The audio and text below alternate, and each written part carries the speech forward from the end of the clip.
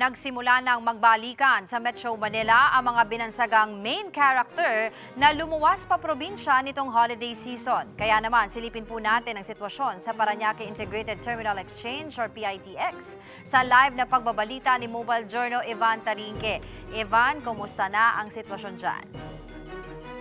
Angela, sa mga oras nga ito, no, sa likuran ko, may kita nyo, tuloy-tuloy yung pagpasok ng mga kapatid natin na galing probinsya. No? Ito yung weekly kung saan galing yung mga provincial bus kung saan binababa yung mga pasahero. Currently, tingnan natin yung sitwasyon sa loob ng terminal. Makikita natin ito, papasok sila dito sa loob ng terminal, sa may scanner at mano-mano i-check yan ng mga security personnel dito sa loob ng terminal. Pero bukod dyan, no, Angela, makikita rin natin pagdating dito, marami pa rin yung mga pasahero ngayong araw na pabalik naman ng kanilang mga probinsya. Yun yung tinatawag na cross passenger, no, Angela? Yun yung sinasabi na yung mga kapatid nating nagbakasyon sa dito sa Metro Manila, sila naman yung babalik sa kanilang mga probinsya. Yun yung tinatawag na cross passenger. Pero bukod dyan, Angela, no, ayon doon sa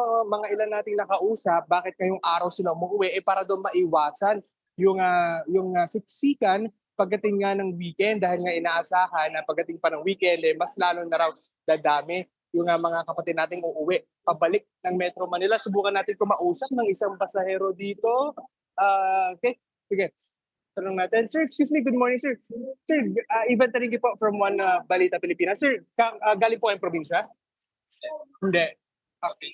Cavite. Okay, sige sir. Maraming salamat. No? Pero Angela, bukod nga dun sa mga kapatid natin na galing ng mga probinsya, no, nababalik dito sa Metro Manila, marami pa rin yung mga kapatid natin na luluwas naman at pabalik ng kanilang mga probinsya kung saan nga doon naman talaga sila nakatira. Pero in terms na sa kabila niyan, Angela, mahigpit pa rin naman yung seguridad sa loob ng terminal. No? May mga police assistance desk pa rin na nakakalat sa first floor, second floor ng terminal. Kaya naman pwedeng lapitan ito kung kinakailangan man ng tulong. At bukod dyan, patuloy pa rin ay pinagbabawal yung mga matutulis na bagay, flammable materials, at syempre mga paputok. No?